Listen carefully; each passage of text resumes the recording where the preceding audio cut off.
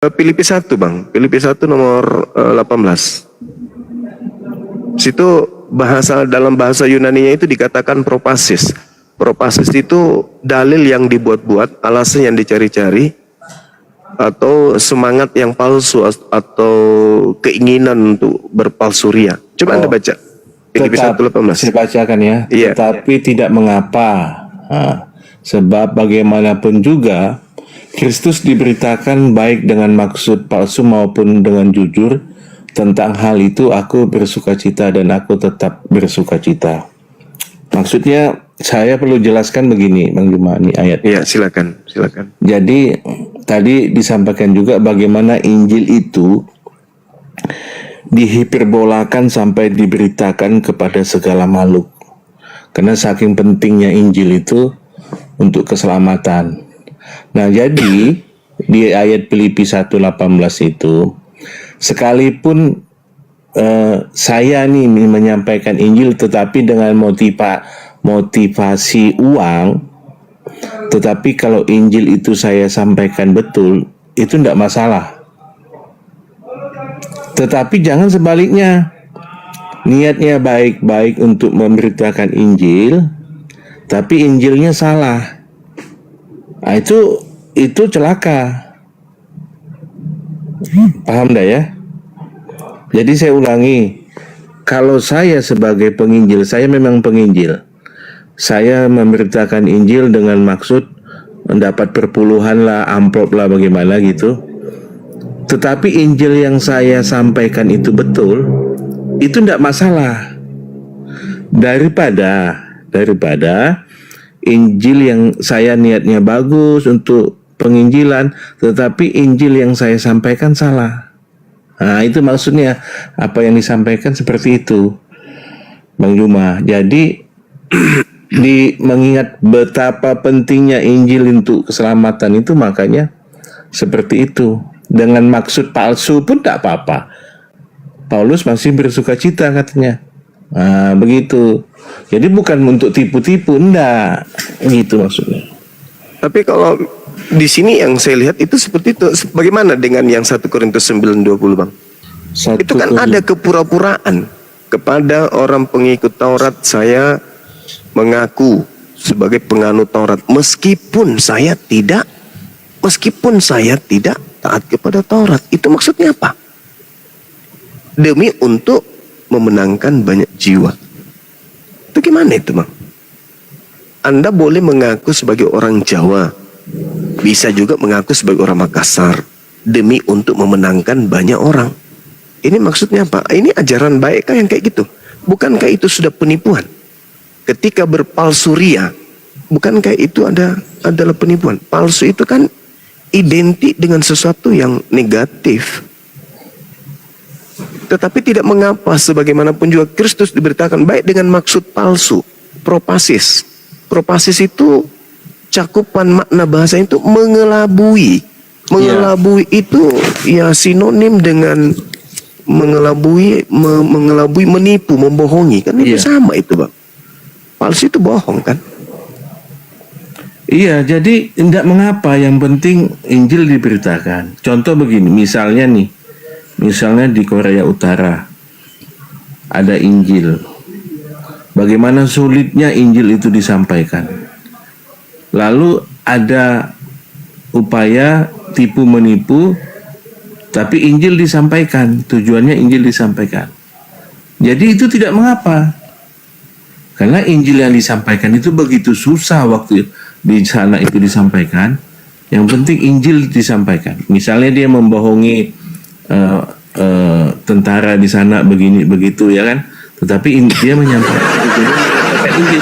Itu tidak mengapa, karena begitu sulit di sana. Nah, demikian juga hal-hal seperti itu sampai saat ini pun, misalnya saya nih saat ini penginjil, saya memang penginjil, tapi saya demi dapat amplop gitu saya sampaikan, Pak nanti saya pelayanan di sini. Tidak mengapa, yang penting Injilnya tuh lucu nih ya. Betul. Nah begitu Pak. Jadi mengingat pentingnya Injil itu disampaikan. Tapi masalahnya bukan masalah pentingnya, ini masalah Kristus Kristus diberitakan baik dengan maksud mengelabui maupun dengan jujur, tentang hal itu aku bersuka cita. Ya. Jadi sangat berbeda dengan kami Islam ini. Islam memberitakan tentang Allah, tidak boleh pakai tipu-tipu, tidak boleh mengelabui. Jelaskan aja Islam itu seperti apa. Makanya toa di mana-mana ada di masjid. Kenapa? Tidak ada yang harus ditutupi. Harus diberitakan sesuai dengan makna, dengan cara yang ma'ruf, dengan cara yang baik. Tak boleh dengan mengelabui. Artinya, apalah artinya orang itu masuk Kristen kalau itu hasil tipuan? Begitu dia masuk ternyata dia ditipu. Nah kalau di Islam nggak boleh. Apakah Anda sanggup melaksanakan sholat 5 kali sehari? Apakah Anda sanggup puasa selama sebulan penuh? Apakah Anda sanggup untuk berinfak, beramal soleh dan harus dengan jujur, nggak boleh kemudian ada maksud-maksud propasis, mengelabui, menipu dengan maksud palsu, kepura-puraan. Itu nggak ada di Islam. Itu sangat bertentangan sekali dengan ajaran kami Islam. Mohon maaf ini, karena di situ langsung ada perintah. Kristus diberitakan baik dengan maksud mengelabui atau palsu maupun dengan maksud jujur. Tentang itu aku tetap bersuka cita. Ini teladan yang menurut kami Islam itu nggak boleh diikuti yang kayak gini. Beritakan aja yang jujur.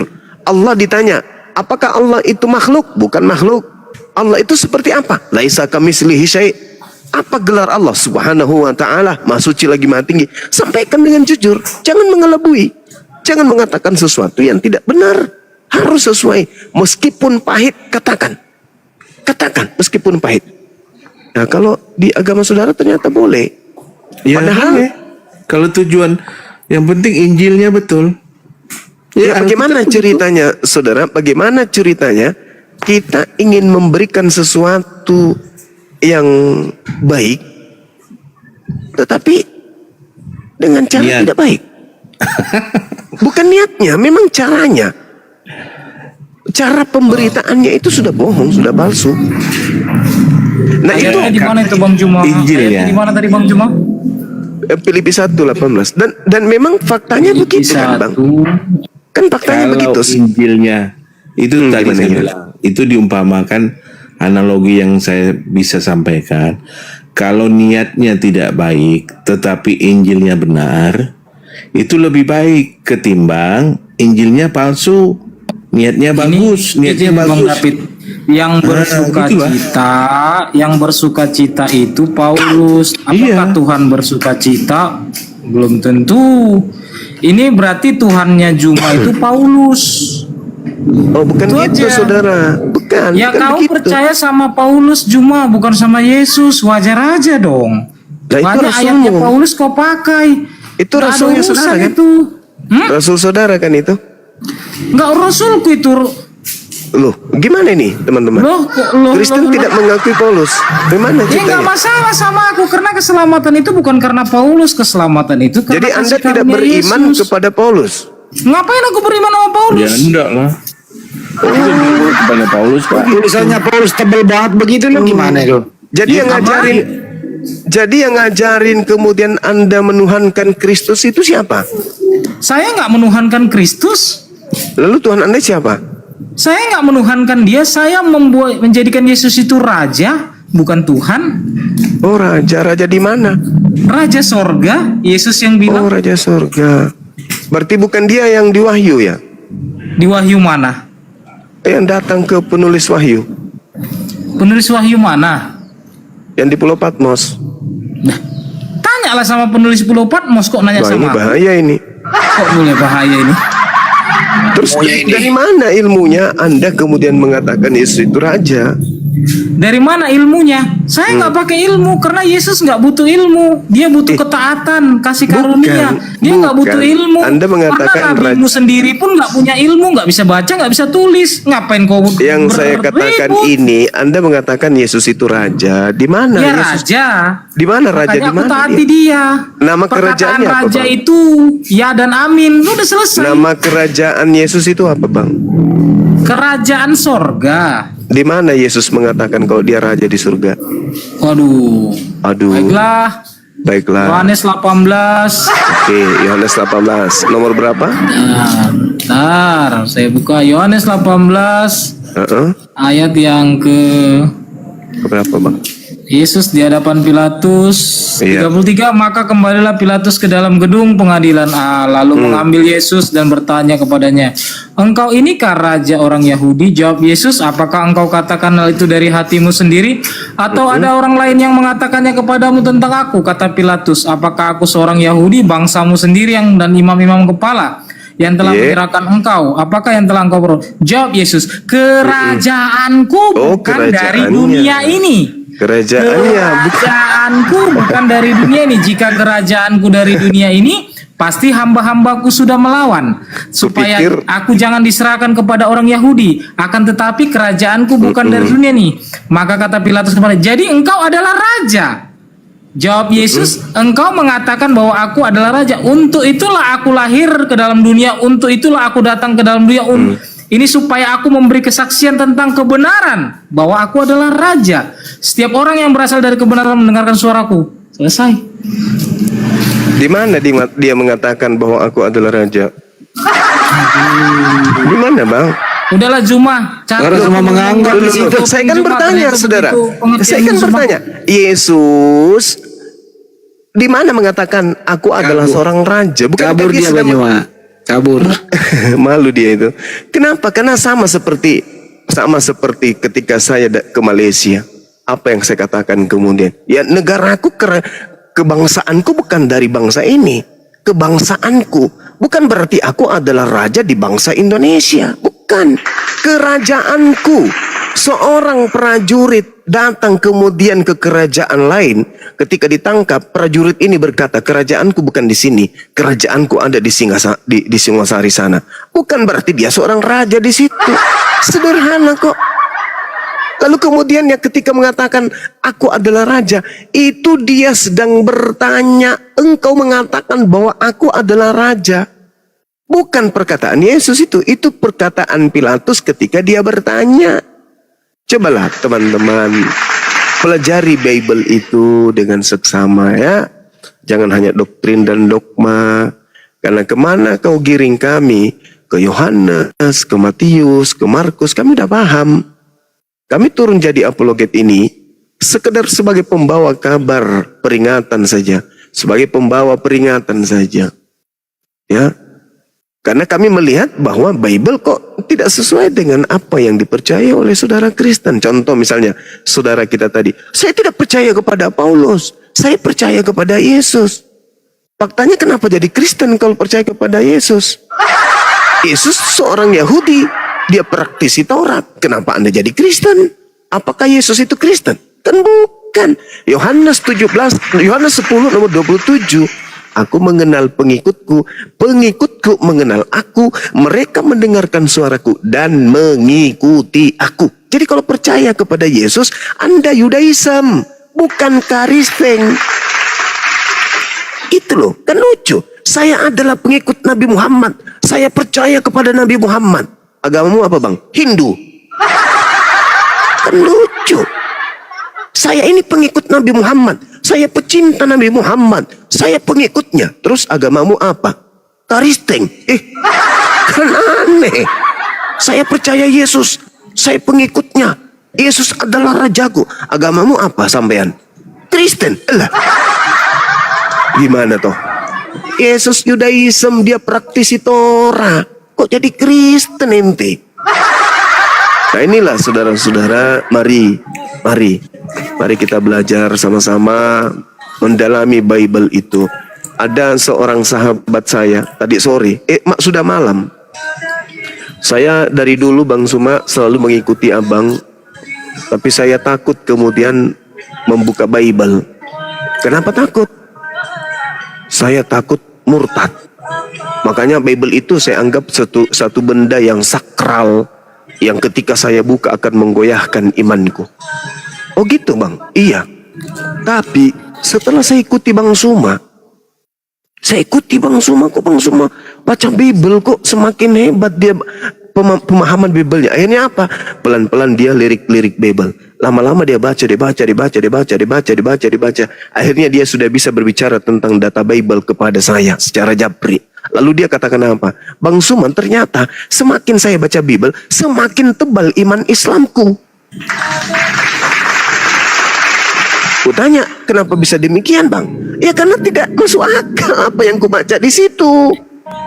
Tidak ada yang bisa menguatkan imanku. Tidak ada isi Bible yang bisa membuat goyah iman Islamku. Semakin Bible ku baca, semakin kuat Islamku. Intinya karena yang ku baca itu sesuatu semuanya hal yang bertentangan dengan akal sehatku. Berbeda ketika aku baca Quranku. Berarti Bible itu bukan harus saya takuti. Ya emang. Apa yang ditakuti? Itu kan cuma catatan-catatan yang ditulis oleh orang-orang yang Yesus sendiri tidak mengenal penulisnya. Baca aja berita-berita itu. Itu kan hasil penyelidikan orang. Selain kita baca karya ilmiah, kita membaca satu berita peristiwa, selayaknya itu. Tapi untuk sampai level firman Tuhan selayaknya Al-Quran itu nggak bisa. Jadi sahabat saya itu ya makin semangat baca Bible. Dan setelah dia baca Bible, semakin tebal iman Islamnya. Karena di situ tidak membuatnya kemudian goyah karena tidak masuk akal. Bayangkan aja, misalnya Yesus ditelanjangin, Yesus ditampar, Yesus ditonjok, Yesus kemudian dikejar, Yesus sedih, Yesus ketakutan, Yesus menangis, Yesus ketiduran, Yesus ngantuk, Yesus was-was, Yesus ditombak, Yesus digantung. Mana bisa menjatuhkan akidah Islam kayak gitu? Enggak. Malah semakin mempermantap akidah Islamnya. Seperti itu, saudara. Berbeda dengan, maaf nih, Kristen di gereja, mereka hanya didoktrin, didogma. Begitu. Sampai-sampai ada teman kita yang putus asa kan. Paulus itu bukan rasul bagi saya. Dia bukan siapa-siapa. Nah itu kan lucu kan. Ngaku Kristen tapi tidak percaya kepada Paulus. Sedangkan yang disebut Kristen itu adalah pengikut Paulus. Bukan. Pengikut Yesus tidak disebut Kristen dia. Gitu saudara, silakan. Gini Bang Oke, Juma. kita masih ada Bang. Yang tadi naik itu Bang Juma kan tidak tahu itu. Iya, saya nggak tahu Bang. Saya nggak kenal juga. Kok dimut-mutkan? Ada musik. Paham. Selamat malam. Ada teman-teman. musik itu Bang David. Musik apa nih? Oh, di Bang David itu musik. Ada musik. Kita lagi live di YouTube Bang David.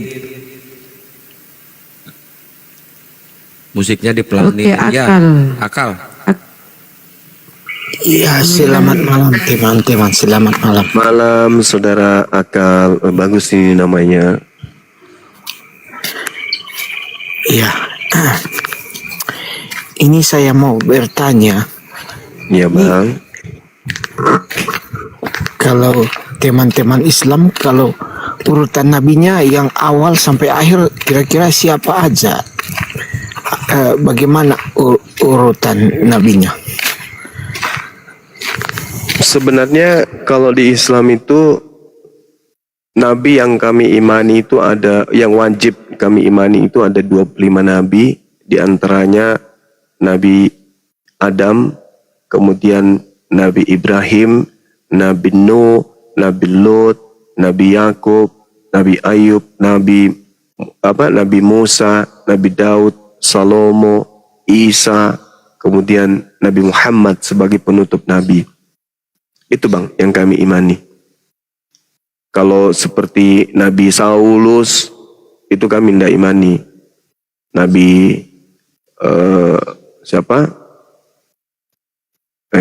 Menehe itu tidak kami imani.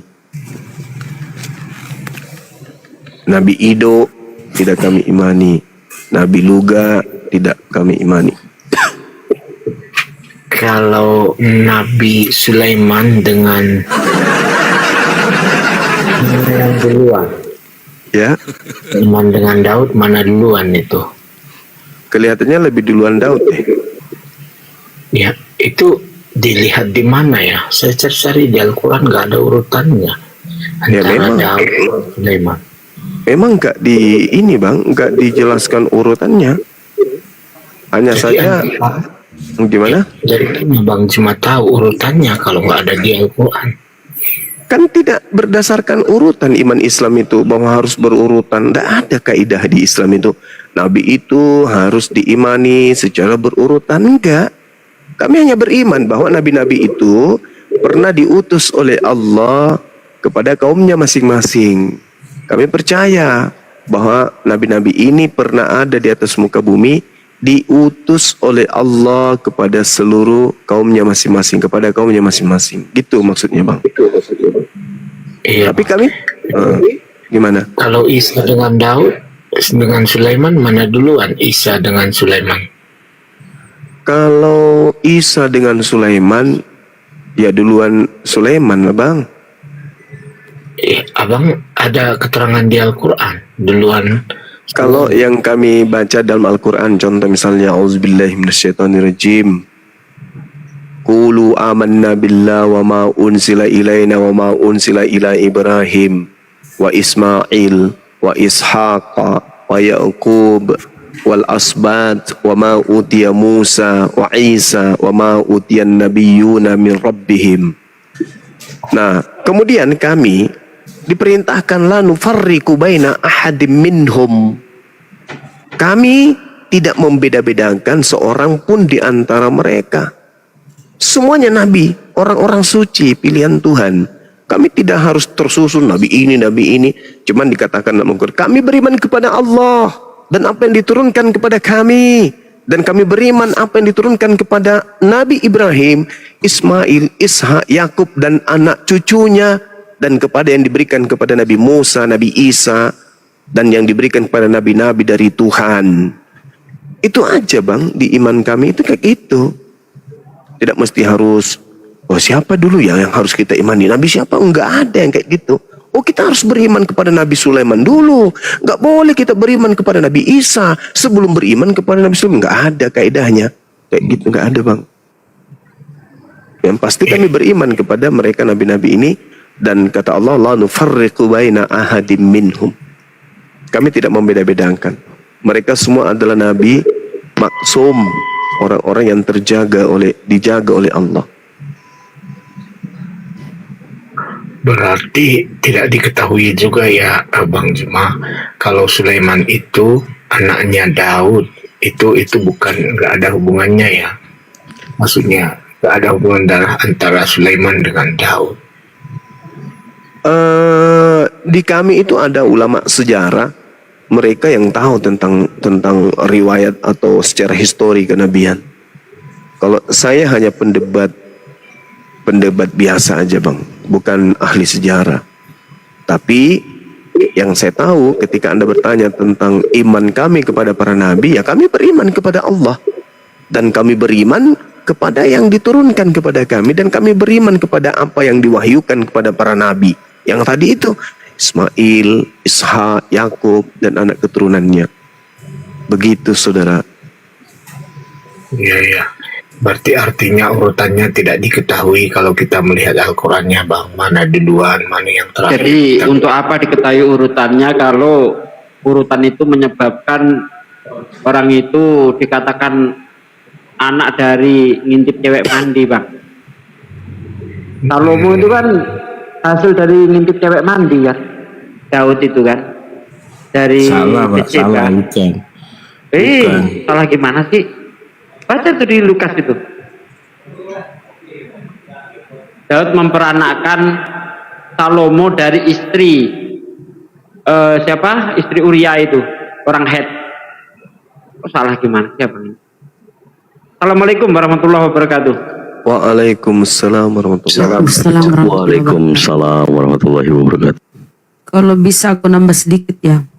Kalau kita lihat Bible itu ya mirip buku sejarah ya, perjalanan-perjalanan hidup para nabi, autobiografi Yesus, perjalanan hidup si Paulus ya kalau di Bible.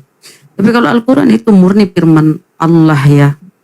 100% firman Allah itu Al-Quran. Jadi nggak akan ketemukan sejarah-sejarah tentang apa.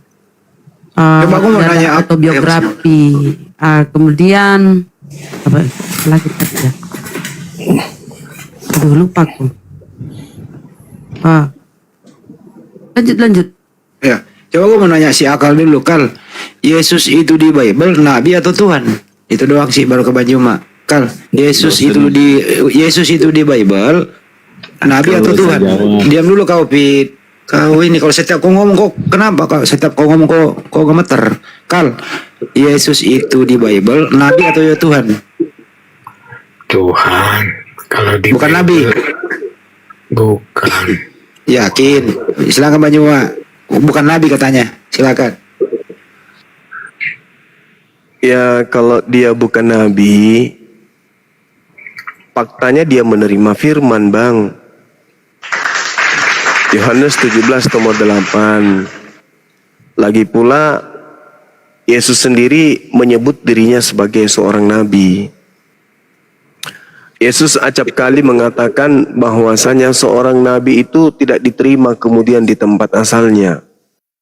Itu Yesus sampaikan di Bible Anda sendiri. Sedangkan Yesus tidak pernah menyebut dirinya sebagai Tuhan atau menyebut dirinya sebagai Elohim. Nah, ini bahayanya. Bahkan Yesus juga menyebut dirinya itu sebagai seorang rasul. Matius 6 nomor 4, Yohanes 4 nomor 44, Lukas 24 nomor 19. Di situ Yesus menyebut dirinya sebagai seorang nabi. Itu dalil, Bang, di kitab Anda. Jadi kalau Anda mengatakan Yesus itu bukan nabi, maka akan semakin nampak kalau saudara Kristen ini memang bukan pengikut Yesus. Tapi Kristen ini adalah pengikut Kristus. Kristen bukan pengikut Yesus, tapi Kristen pengikut Kristus. Nah, itu yang betul itu. Siapakah Kristen ini? Ya pengikut Kristus. Kristus yang mana yang diikuti oleh Kristen? Kristus yang bukan nabi. Nah, lucu kan? Benang merahnya itu akan sampai ke sana.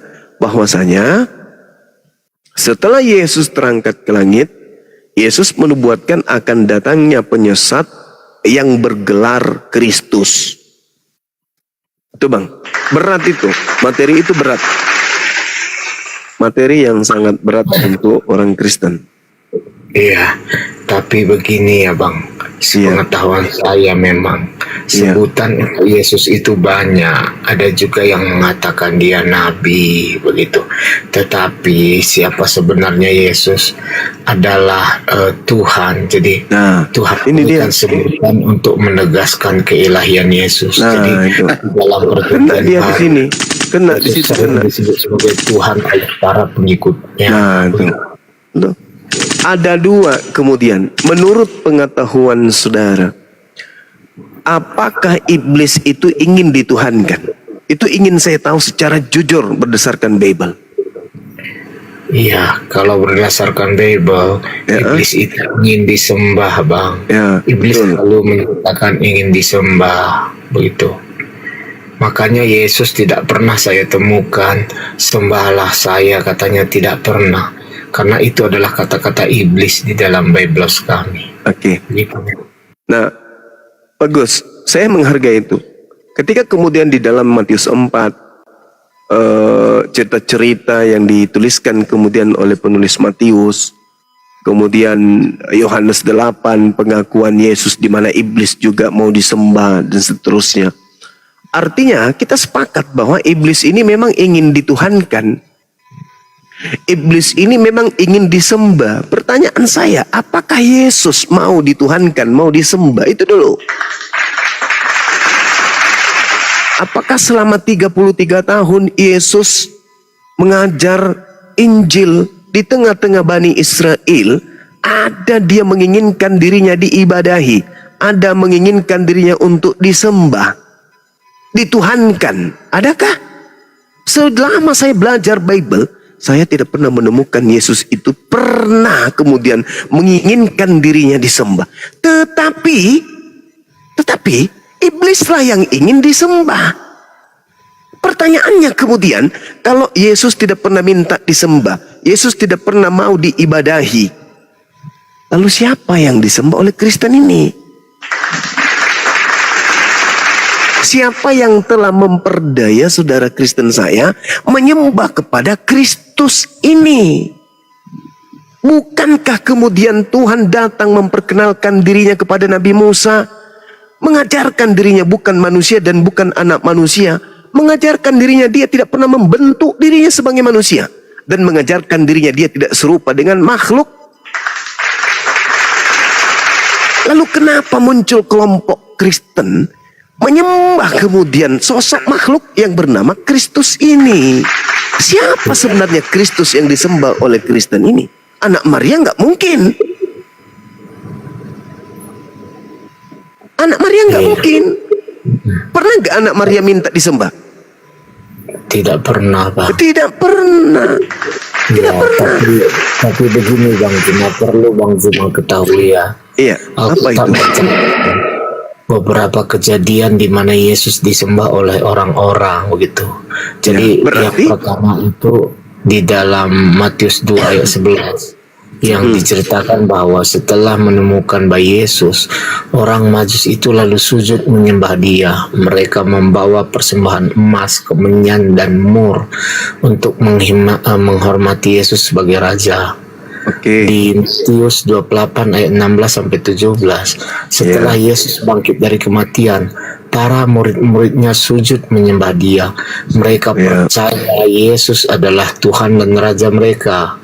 Begitu juga Bang Juma di dalam Matius 20 ayat 29 sampai 31, seorang buta memohon kepada Yesus untuk menyembuhkannya. Setelah Yesus menyembuhkannya, orang buta itu sujud menyembah dia. Jadi dari beberapa ayat ini Bang, yang penting dicatat bahwa semua kejadian ini Yesus tidak pernah melarang orang-orang untuk menyembah dia. Sebaliknya dia menerima penyembahan mereka sebagai bentuk pengakuan atas keilahiannya. Jadi walaupun Alkitab mengajarkan bahwa hanya Allah saja yang layak sembah, Yesus juga sendiri mengajarkan bahwa menyembah Allah harus dilakukan dalam roh dan kebenaran. Jadi penyembahan terhadap Yesus itu tidak ada masalahnya dari ayat Alkitab Bang Juma ya. Jadi Yesus adalah anak Allah yang datang ke dunia menyelamatkan manusia. Oke, baik saudara. Saya hargai itu. Itu iman saudara. Tetapi bolehkah kemudian kita jujur terhadap isi Bible itu sendiri? Ketika Anda menguraikan kemudian orang Majus datang menyembah, orang Majus datang menyembah Yesus, kemudian Thomas menyembah Yesus, muridnya menyembah Yesus, orang yang buta habis disembuhkan menyembah Yesus, orang gila menyembah Yesus. Boleh tidak saya katakan bahwa Yesus sendiri menyembah kepada Elohim? Orang Majusi menyembah Yesus. Sekarang siapa yang Anda ikutin? Yesusnya menyembah Elohim, Anda menyembah Yesus.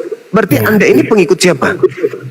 Di mana Yesus menyembah Elohim Bang Juma, tolong tunjukkan. Yohanes 8 nomor 24, nomor 22. Yohanes 4 nomor 22. Sebentar. Matius 26 nomor 39. Satu-satu Bang Juma. Yohanes Oke. 4. Silakan. Ya, Yohanes 4 tadi. Yohanes 4 nomor 22. Coba Anda baca. Oke.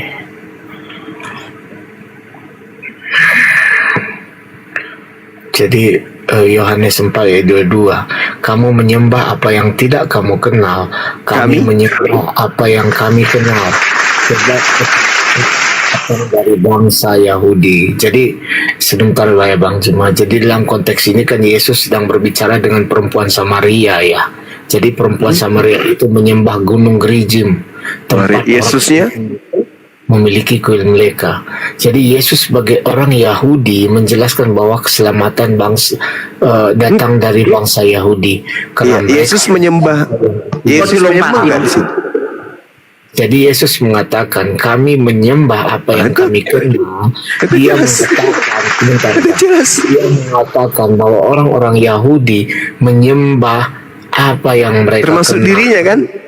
Karena bukan termasuk Bang Juma. Karena Yesus di sini Nah, ini kerja iblis ini. Ini iblis ini yang sedang berkarya ini.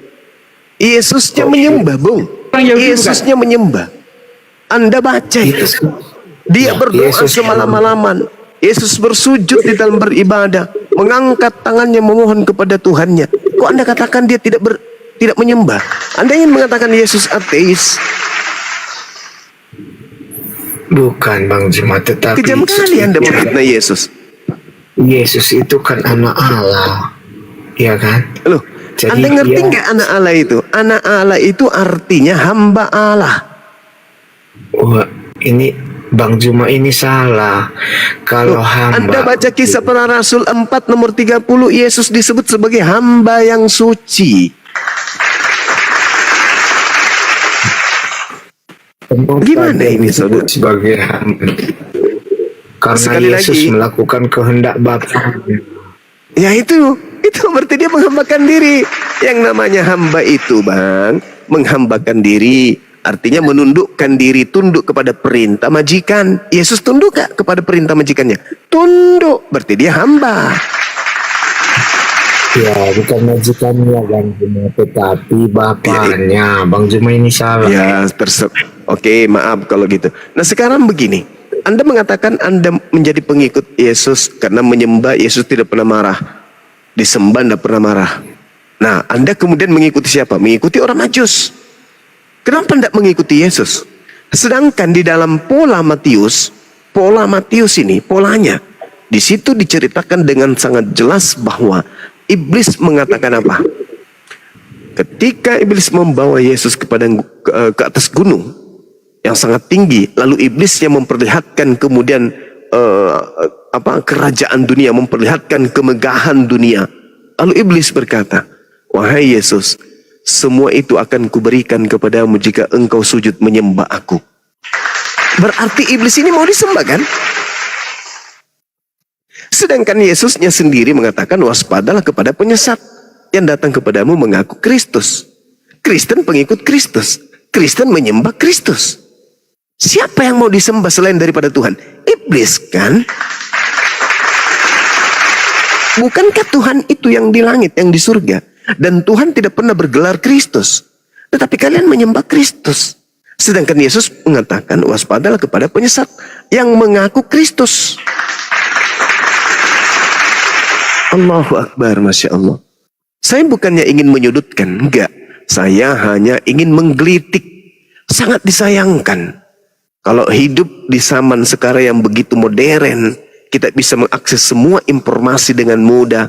Sudah begitu bertemu dengan teman-teman Islam kita nih, yang ikhlas belajar Bible, memahami Bible, lalu mengajarkan kepada kita Bible. Kita mau sesat itu susah ketika kita menggunakan akal. Kenapa? Informasi datang dari mana-mana. Iblis minta disembah. Matius 4 nomor 8 nomor 9. Sembahlah aku, maka aku akan memberikan kemudian kerajaan kemegahan duniawi. Siapa yang menguasai dunia hari ini? Orang yang beragama apa dan apa yang dia sembah? Penyembah Kristus kan? Mereka mendapatkan dunia enggak? Kemegahan dunia enggak? Mendapatkan kemegahan dunia. Syukran Afida Medi. Itu jelas itu. Sehingga apa yang terjadi di dalam kehidupan kita sebagai manusia, ada dua kemudian entitas yang minta untuk disembah. Yang satu Allah, yang dua iblis. Nabi Musa alaihissalam mengajarkan kemudian pengikutnya menyembah kepada Allah. Nabi Isa demikian juga adanya. Nabi Muhammad demikian juga adanya. Ada enggak orang yang bisa menunjukkan seperti apa wujudnya Tuhan yang disembah oleh Nabi Abraham? Tak ada yang bisa menunjukkan. Ada enggak yang bisa menunjukkan wujud sembahannya Nabi Musa? Tak ada. Ada enggak bisa menunjukkan Tuhan yang disembah oleh Yesus yang disebut Bapa di surga? Ada enggak? Enggak ada. Ada enggak yang bisa menunjukkan kemudian wujud daripada sembahan Nabi Muhammad yang disebut Maha Suci lagi Maha Tinggi itu? Tak ada. Tetapi ada nggak yang bisa menunjukkan wujud Tuhannya orang Kristen? Ada. Tuhannya orang Kristen bertanduk 7, bermata 7, berupa roh, berupa manusia, berupa burung merpati. Itu. Jadi memang beda gitu loh. Nah, iblis mengatakan semua kemegahan dunia yang telah kuperlihatkan kepadamu akan kuberikan kepadamu jika engkau sujud menyembah aku. Berarti iblis ini memang mau disembah. Pertanyaan saya sekarang, Kristen ini menyembah siapa sih yang Kristen sebut Kristus itu? Ini pertanyaan serius loh kawan-kawan. Kalau Al-Quran kami kan mengatakan, Inni Abdullah atani al-kitab wa ja'alani nabiyan. Nabi Isa alaihi salam datang mengajarkan dirinya menyembah kepada Allah. Aku ini adalah hamba Allah. Matius 26 nomor 39. Yesus kemudian sujud ibadah, berdoa, menyembah kepada Bapa yang ada di surga. Jelas itu.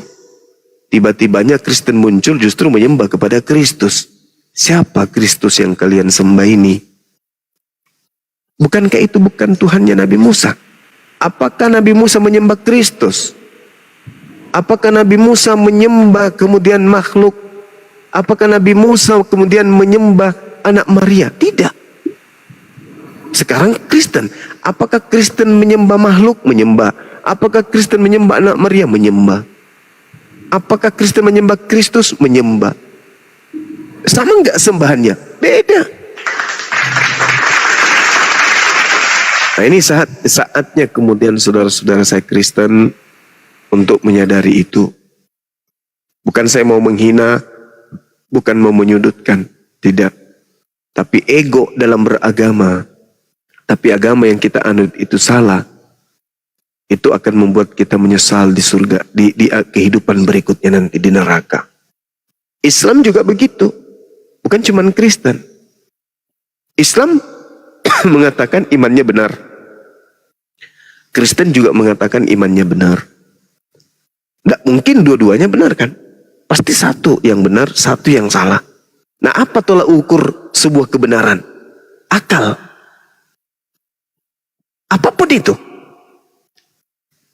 Ketika polisi melakukan penyelidikan, maka untuk menemukan inti kebenaran itu akal.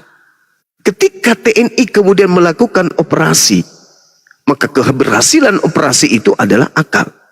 Ketika seorang guru kemudian mengajar, keberhasilan murid-muridnya itu karena akal.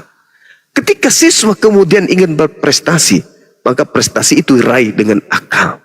Semua kemaslahatan kehidupan manusia sampai kepada titik kesempurnaan ketika akal. Berarti iman pun kudu wajib akal. Kalau ada Tuhan yang tidak masuk akal, lalu buat apa akal ini dikasih oleh Tuhan? Mending jadi monyet. Kan begitu. Bahkan Yesus mengatakan, kasihi Tuhanmu dengan akal budi. Tidak pernah Yesus mengajarkan, kasihi Tuhanmu dengan iman. Nggak ada. Karena dengan mengasihi Tuhan dengan akal, maka akan dengan sendirinya secara naturalisasi, manusia itu sudah beriman. Dengan iman yang betul. Kenapa? Karena hasil dari manifestasi filter akal. Nah itulah indahnya di Islam. Jadi muara dari kehidupan kita itu ujung-ujungnya adalah akal. Cocoklah Anda menggunakan nama akun akal, cocok. Tapi apalah arti sebuah nama ketika keyakinan tidak berlandaskan dengan akal. Tidak masuk akal Tuhan itu menjadi bayi. Tidak masuk akal Tuhan itu menjadi keju. Tidak masuk akal Tuhan itu seketika menjadi anak manusia.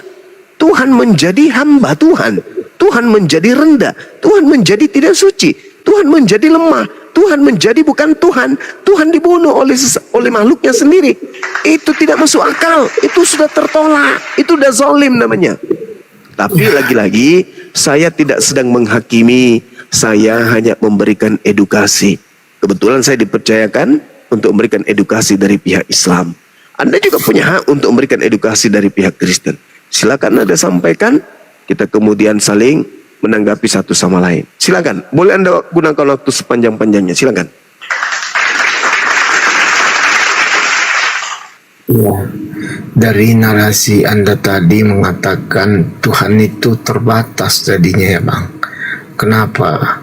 Anda percaya nggak kalau Tuhan itu bisa berubah wujud menjadi manusia dan sambil mengawasi dunia ini dari sorga? Jadi kalau saya sih percaya bahwa Tuhan ketika dia berwujud manusia pun masih ada kuasanya untuk melihat segala sesuatunya dari sorga. Begitu Bang. Abang percaya nggak? Oke. Kalau itu yang Anda jadikan sebagai acuan, anggaplah saya jadi seorang yang tidak menggunakan akal. Maka saya bisa mengatakan bahwa saya sedang berdiskusi dengan Tuhan yang sedang menjelma menjadi manusia yang bernama akal. Bisa. Kenapa tidak? Saya bisa beranalogi secara seimbang dengan narasi Anda. Bahwa orang Kristen boleh menuhankan Anda karena sebenarnya Anda itu adalah inkarnasi Tuhan. Kenapa saya mengatakan begitu? Karena Yesus yang Anda tuhankan itu, kalau dia benar-benar Tuhan, ternyata dia adalah Tuhan yang tidak sadar kalau dirinya adalah Tuhan. Yes. Dalam Yohanes 13:13 dia mengatakan, katamu itu benar, aku adalah guru dan Tuhan. Hei, saudara, Anda juga bisa mengatakan itu. Apa yang berat untuk Anda katakan hal yang sama? Bisa kan? Kamu mengatakan aku guru dan Tuhan, dan memang betul, aku ini adalah guru dan Tuhan. Boleh. Nah sekarang Yesus sadar nggak kalau dirinya Tuhan? Tidak sadar. Begitu juga ketika Anda, sebenarnya Anda ini adalah Tuhan yang datang main TikTok di sini bernama akal, tapi Anda lupa kalau Anda itu Tuhan. Nanti setelah Anda terangkat ke langit, baru muncul kemudian manusia-manusia yang melantik Anda menjadi Tuhan. Kenapa dia mati, si akal ini mati? Oh, itu sisi kemanusiaannya. Bisa kan? Kalau Tuhan boleh sadar, boleh menjadi bukan Tuhan, dan dia tidak sadar kalau dirinya Tuhan, maka inilah yang sedang terjadi hari ini. Saya sedang berdiskusi dengan Tuhan yang melupakan dirinya bahwa dirinya adalah Tuhan. Nanti penyembah-penyembahnya yang kemudian mengatakan dia itu Tuhan, cuman dia dalam rupa manusia. Kenapa dia mati? Oh, karena dia datang dalam rupa manusia. Kenapa dia ini? Oh, karena dia begitu dan bengono. Dia tidak mengatakan dirinya Tuhan. Karena kenapa? Kalau dia mengatakan dirinya Tuhan, maka dia habis dilempari oleh tentara Romawi dan juga orang Yahudi. Kan lucu Cak Ayu. Kok ada Tuhan kemudian turun level? Gimana? Katanya Tuhan itu maha kuasa. Yang disebut maha itu kekal. Kemahakuasaannya kekal. Sedangkan yang disebut kekal itu tidak pernah berhenti meski sedetik. Artinya maha kuasanya yang kekal tidak pernah berkurang. Lah kalau dia jadi manusia gimana toh? Masih ada kuasanya di surga. Lo berarti yang turun ke bumi ini bukan Tuhan. Karena Tuhan itu adalah entitas absolut yang tunggal. Jadi maksud Bang Juma, Tuhan bisa dikonsepkan secara real di dalam pikiran kita. Bukankah Anda bukan hanya sekedar pikiran, tapi Anda mengkonsepkan Tuhan menjadi bayi? Saudara, sadarkah itu? Kekristenan mengatakan bahwa Tuhan itu tidak bisa dikonsepkan secara utuh. Jadi ada selalu bagian misteri dari Tuhan yang tidak bisa dipahami manusia. Itu makanya di kekristenan mengatakan iman yang Tritunggal. Kenapa? Di dalam itu ada 3 pribadi yang dapat dibedakan, tidak dapat dipisahkan. Artinya apa? Iman kekristenan itu mengatakan Tuhan itu maha kuasa ketika kami mengakui bahwa kami tidak dapat mengkonsepkan Tuhan itu secara utuh. Oke. Itu kalau Anda kan mengatakan Tuhan itu satu, tidak bisa dibagi dan tidak serupa dengan apapun. Artinya Anda sudah mengkonsepkan Tuhan di situ. Begitu. Oke, saudara, baik. Sekarang begini, kalau Anda mengatakan Tuhan itu 3 pribadi, dari aspek mana Anda bisa mengatakan bahwa Tuhan tersebut 3 pribadi? Pribadinya 3. Dari konsep apanya? Fisik? Atau apa ini? Apanya? Apanya? Apa yang membuat Anda berpikir Tuhan itu memiliki 3 pribadi? Dari aspek apa? Sampai dipantau atau ditinjau atau diimani dia 3 pribadi? Dari aspek mana? Keberadaannya? Kehendaknya? Wujudnya? Atau apa? yang membuat Anda menggiring opini bahwa Tuhan itu 3 pribadi? Dari aspek apa Anda menilai ini? Kenapa nggak 1000 pribadi atau 1 miliar pribadi? Nah, apakah kita butuh 1 miliar pribadi atau 2 pribadi atau 3 pribadi saja? Mari kita lihat. Anda melihat dari aspek mana sampai Anda mengatakan Tuhan itu 3 pribadi? Iya. Iya, silakan. Ketika saya mengatakan Tuhan dalam 3 pribadi, artinya apa? Tuhan menunjukkan dirinya kepada manusia di dalam 3 cara. Yang 3 cara. Ya. Yang pertama disebut dengan Bapa, di mana dia dikatakan Bapa. Allah di dalam surga. Oke, Dan di surga kedua, Bapa. Firman Allah yang menjadi daging, Jadi yaitu daging. Yesus Kristus. Yesus.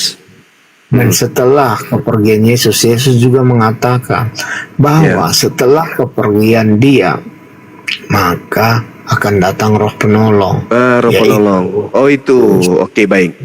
Nah sekarang ketika Tuhan ini disejajarkan menjadi 3, masing-masing pribadi berdiri kemudian pada pribadi masing-masing, apakah mereka satu kehendak? Ya, mereka satu kehendak. Lah itu namanya satu pribadi, Cak Ayu. Bukan, Pak. Loh, bagaimana Anda mengatakan dia 3 pribadi satu kehendak? Yesus mengatakan apa ketika dia datang ke atas muka bumi? Ketika dia berdoa, aku datang bukan atas kehendakku. Ada berapa kehendak antara Yesus dengan Bapa? Ada berapa Di kehendak? situ Yesus menegaskan Ada berapa kehendak, Bang? kesaksian tentang Bapa tentang dia, Bang Juma. Itu yang Enggak. kurang Ini kan tadi berbicara mengenai pribadi, saudara. Anda mengatakan bahwa Tuhan Anda 3 pribadi. Saya akan buktikan bahwa 3 pribadi ini juga adalah 3 kehendak yang berbeda, bukan satu kehendak yang berbeda. Saya ingin melihat secara akal bagaimana Anda menerawang iman Anda, apakah itu sampai kepada akal atau tidak. Ketika tangan Anda buntung, kena tebas, kemudian tangan Anda menjadi memiliki kehidupan sendiri, memiliki pribadi sendiri, memiliki tubuh sendiri, dan memiliki kemudian kehendak sendiri. Apakah Anda masih bisa dikatakan bahwa tangan itu adalah punya Anda, sementara dia sudah memiliki kehidupan sendiri? Dia punya pribadi sendiri. Kita tidak bisa menganalogikan itu, Bang. Bagus sekali. Berarti analogi apa yang sedang Anda bangun? Tuhan satu tapi 3 pribadi. Ternyata dalam hal ini tangan yang tadinya satu dipotong lalu memiliki pribadi baru, memiliki kehidupan sendiri, memiliki kehendak sendiri. Anda ampun, tidak bisa diserupakan dengan analogi tersebut. Lalu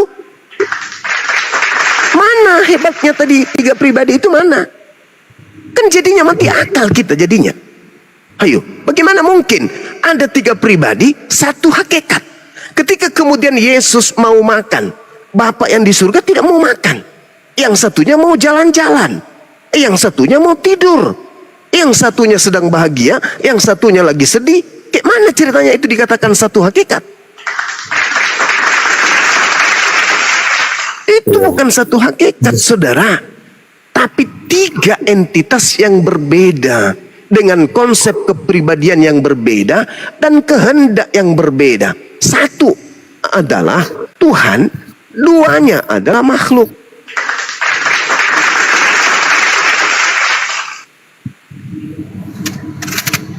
Iya, kalau menurut Bang Juma seperti itu ya, tetapi di Biblos atau di Alkitab itu berbeda dengan apa yang Bang Juma pikirkan. Oke. Jadi begini saudara. sedikit. Ketika Yesus telah bangkit dan naik ke surga, dia menjanjikan Roh Kudus. Jadi Roh Kudus ini juga bagian dari diri Allah sendiri. Begitu. Jadi makanya Yesus pergi baru datang Roh Kudus. Di situ kita harus berpikir agak kritis. Kenapa sih mesti Yesus pergi dulu baru Roh Kudus itu datang? Kan seperti itu. Artinya perbedaan yang ada di dunia ini itu hanya ada satu, begitu. Jadi ketika Yesus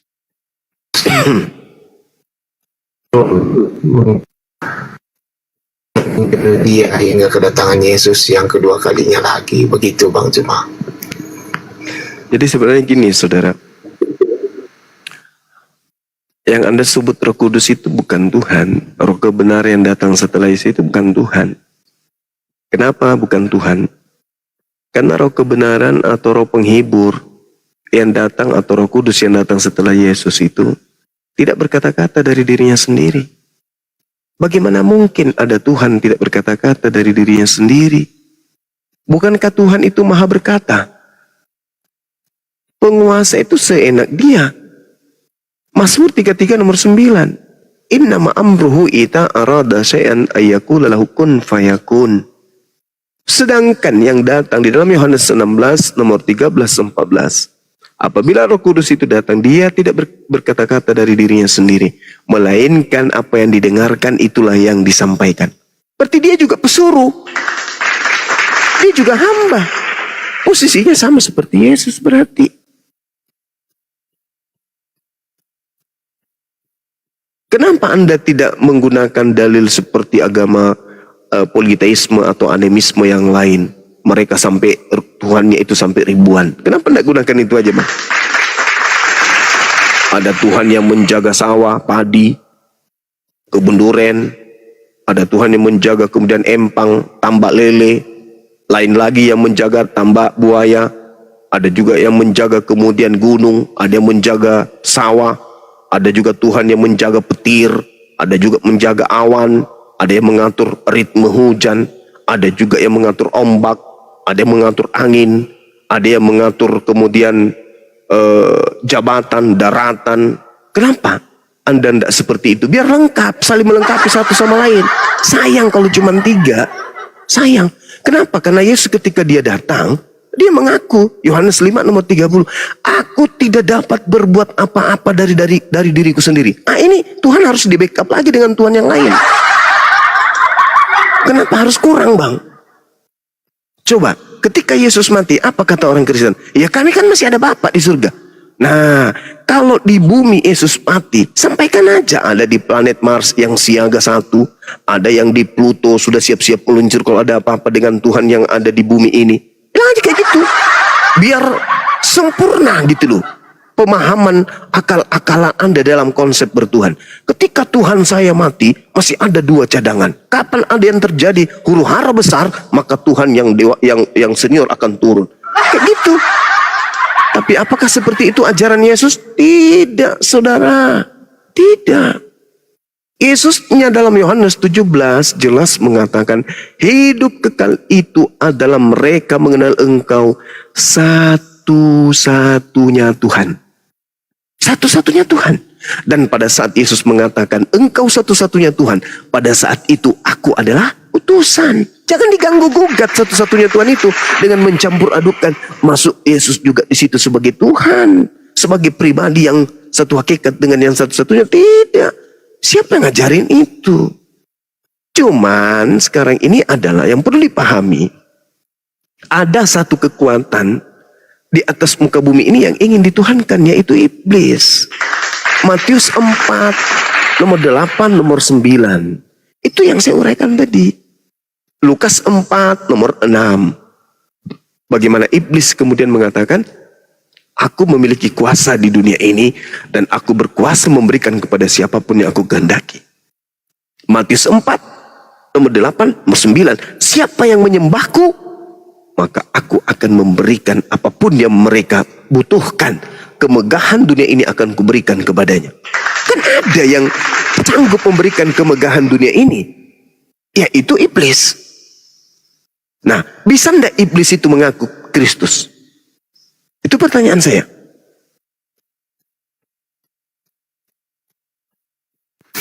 Ya, kelihatan buahnya Bang Juma ya. Ketika seorang yang mengaku, Anda pun bisa mengaku Anda adalah Kristus, tapi kita kan lihat buahnya. Pertanyaan saya, saudara, bisa nggak iblis mengaku Kristus? Belum pernah terjadi Bang Juma iblis mengaku Kristus. Matius 24 nomor 4 nomor 5. iblis bisa mengaku Kristus. Waspadalah, akan datang banyak penyesat dengan memakai namaku, dengan berkata, akulah Kristus. Itu kata Yesus tuh. Berarti iblis penyesat bisa mengaku Kristus. Kristen pengikut Kristus. Sedangkan Kristus bisa terindikasi juga iblis. Yesus mengatakan waspadalah kepada Kristus. Matius 24 nomor 4 nomor 5. Waspadalah kepada Kristus. Kristen pengikut Kristus. Coba ditelaah dulu itu ucapan Yesus itu. Al-Quran mengatakan wa iyad'una illa syaitanan marida. Yang mereka sembah adalah iblis yang durhaka. Yesus mengatakan waspadalah kepada Kristus palsu yang datang mengaku Kristus. Paulus mengaku, aku menerima Injil bukan dari Yesus, bukan dari manusia, tetapi dari Kristus Yesus. Yesus tidak pernah bertemu dengan Paulus. Paulus mengaku di dalam Galatia 5, aku kemudian Galatia 1, dia mengaku, aku dipilih dari sejak dalam rahim ibuku. Dipilih sebagai apa? Sebagai rasul. Oh ya? Kalau dia dipilih sebagai rasul dari sejak dalam rahim ibunya, kenapa dia tidak pernah bertemu Yesus? Kenapa setelah Yesus terangkat ke langit, baru ada Kristus datang kepadanya? Kristus yang mana ini? Pernah serong. Gapa balu lada. Iya, memang sebelum bertobat Paulus itu kan yang dinamakan Saulus selalu menyakiti hati para murid-murid Yesus karena dia yang menganiaya murid-muridnya, Bang Jemaah. Jadi Paulus itu adalah salah satu orang yang dikatakan Yesus bahwa apa yang tidak kadang dipakai dunia, Allah dapat memakainya. Makanya Paulus itu sebuah karya Tuhan yang begitu nyata, yang menjadikan bahwa siapa saja bisa dipakai Tuhan untuk memberitakan firman-Nya. Begitu Bang, bukan ke arah negatif Allah lihat. Jadi Paulus bertemu dengan Yesus itu ketika perjalanan ke Damsyik. Baik, itu jelas ya. Baik. Saya ingin Anda jujur kepada kita semua di sini. Di dalam Matius 12 ada orang yang bertobat yang kerasukan kemudian 8 iblis di dalam tubuhnya yang justru semakin jahat setelah dia bertobat. Itu tertulis di dalam Matius 12:43. Data sebelumnya Matius 12 nomor 38 dikatakan angkatan jahat yaitu orang Farisi meminta sebuah tanda dan tidak diberikan sebuah tanda kecuali tanda Yunus 3 hari 3 malam. 3 hari 3 malam dalam perut ikan, 3 hari 3 malam dalam perut bumi.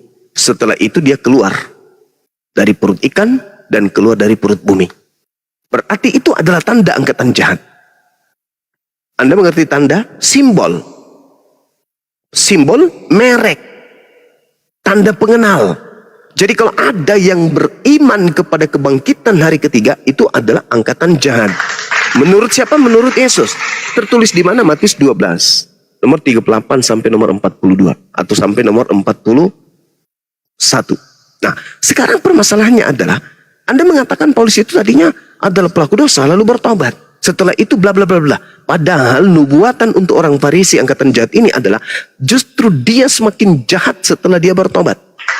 Apabila roh iblis keluar dari manusia yang sudah bertobat itu, lalu kemudian ia mengembara ke tempat-tempat tandus mencari pemberhentian, tetapi ia tidak mendapatkannya, lalu ia berkata, aku akan kembali ke rumah yang kutinggalkan itu, ke orang yang bertaubat itu. Maka pergilah ia dan mendapati orang yang bertobat itu bersih, tersapu dan rapi teratur.